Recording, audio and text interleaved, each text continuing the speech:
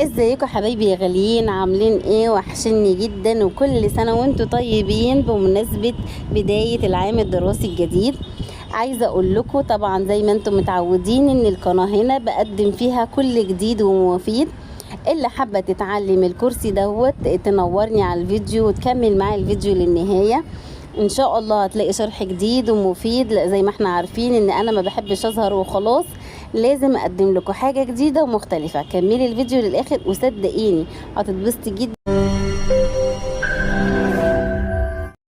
بسم الله الرحمن الرحيم. النهارده ان شاء الله هنشرح موديل كرسي سفرة جديد اهو.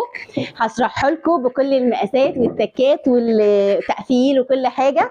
احنا استأذنا العميله ان احنا نشرح من عندها النهارده، وبرده هنعوز نشوف رايها ايه، ونشوف كده اهوت نفرش مع بعض ونشوف راي العميله.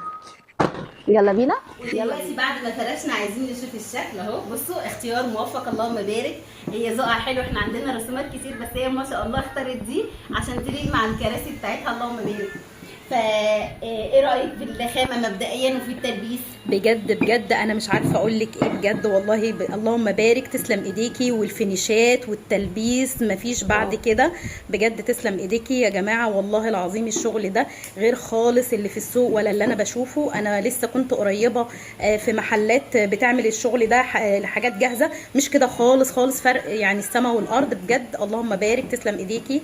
طبعا هي ما شاء الله ليها يعني برضه في الخياطه، فعلقت انت دي مش عامله الاستيك كده زي ما عملتي استيك القاعده. بالظبط قلت لي مش افلام بقول لك عليها عامله استيك القاعده كده، بس دي انا قلت لها هعمله لاتش علشان خاطر هنا الخشب ضيق. فعلا كان سهل الموديل ده يعني صعب شويه في التكات بتاعته. فعلا فانا استاذنك ان احنا نشرح بس المقاسات طبعا والتركيب طبعا تحت امرك، ده اقل حاجه طبعا. بصوا يا بنات، مبدئيا الكرسي ده هياخد متر، تمام؟ اي كرسي سفره من 80 سم لمتر. فانا هنا حاولت ان انا ادي 5 متر للست كراسي، بس حسيت ان الدنيا هتعجز شويه، فنديله متر عادي. هنعمل ايه؟ هنقيس القاعدات الاول. هم 6 كراسي او 8 كراسي، هنقيس القاعدات. ادي القاعده هنا 55 في 55. احنا مش هنخليها كده على الطرف، احنا لازم نخليها داخله لجوه من هنا شويه وداخله لجوه من هنا شويه، تمام؟ ادي 76. انا مديله هنا 80، تمام؟ 80 في 80 يعني همسك عرض القماش معايا 160 سم، فانا هدي 80 سم هيعملوا للاثنين قاعده، تمام؟ اهو 80 في 80.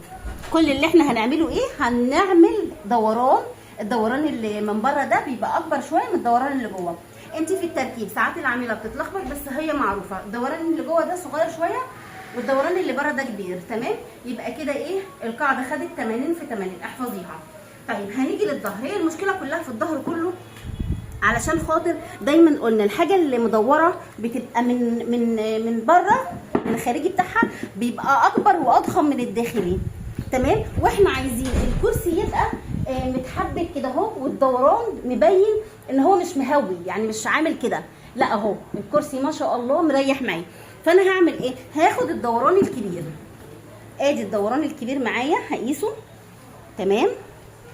اهو نقول 75 سم. 75 سم في الارتفاع بتاعنا بيبقى في حدود 40 سم. ادي كده 30 اهو، ماشي؟ 32 سم، ماشي؟ انا بقصه 35 علشان خاطر الخياطات، تمام؟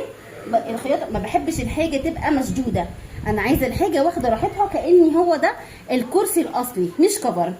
فانا بديله من 35 ل 40. ليه؟ علشان ما تنسيش ان في هنا تحشير، انت بتحشري مكان الخشب زي ما زي ما باين هنا اهو في الفيديو اهو في التلبيس، ماشي؟ يا 35 يا 40، تمام؟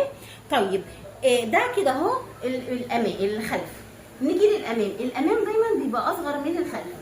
هنقيس اهو، تمام؟ هنقيس اهو 62 سم. يبقى دايما الامام بيبقى اصغر من الخلف ب 10 سم في الطول، وهتلاقي برده 10 سم في الارتفاع، ماشي؟ اهو الارتفاع بتاعنا 29 نقول 30، يبقى ناخدها قاعده كده 75 في 40 خلف، والامام 65 في الارتفاع بتاعنا 30، تمام؟ طيب ليه الخلف برضو انا مدياله 40 ما اديتهوش 32 ولا اديته بالظبط؟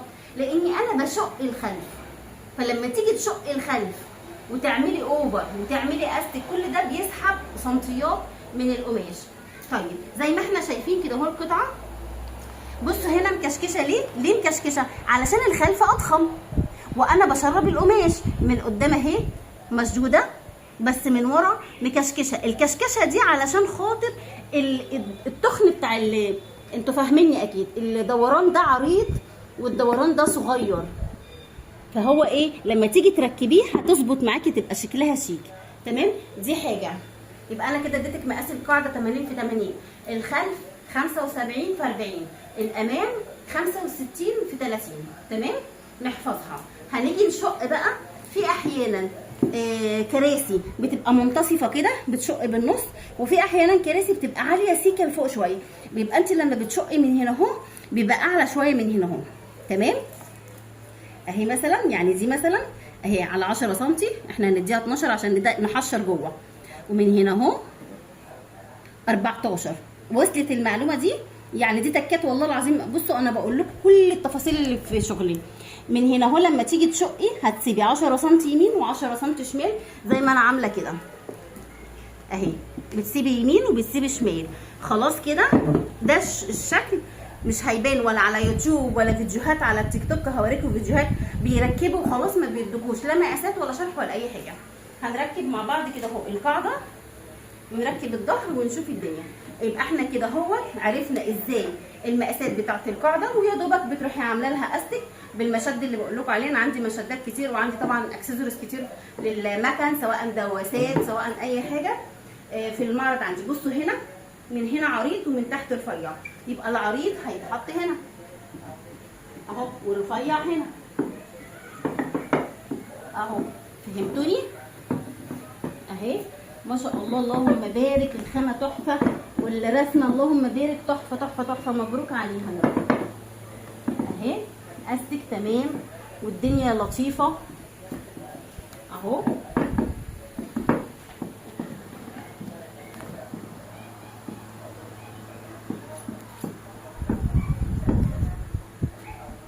طيب هنيجي نركب الظهر ازاي؟ اهو الظهر اهو الخلف بتاعنا هنعمل كده. عايزاكم بقى ما تنسونيش في احلى شير وسبسكرايب ونفعل زر الجرس علشان يوصلنا اشعار بكل جديد. بصوا الحته دي لا دي مش عندنا، ما عندناش احنا الكلام ده اهو. بتخلي الخياطه كده. اللي عايزه الباترون يا بنات وقلقانه، انا عامله ورقه اهو. تمام، الورق ده بتاع الصالون، بتاع الزبونه بتاعت الصالون اهو. هقصه لكم وهعمل لكم الخلف برده، واللي عايزه اي باترون وهي بتاخد الاوردر مني ادوها لها ببلاش اهو. دي كده اهو بندخلها كده كل التكات اهي. بصوا عشان كانك انت شداه من الجدايه، مش كانه مثلا كفر.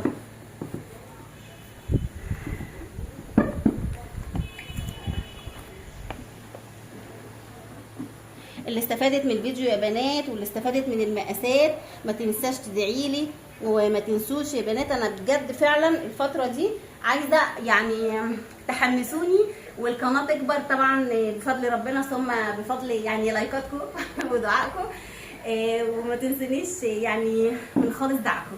السلام عليكم ورحمه الله وبركاته.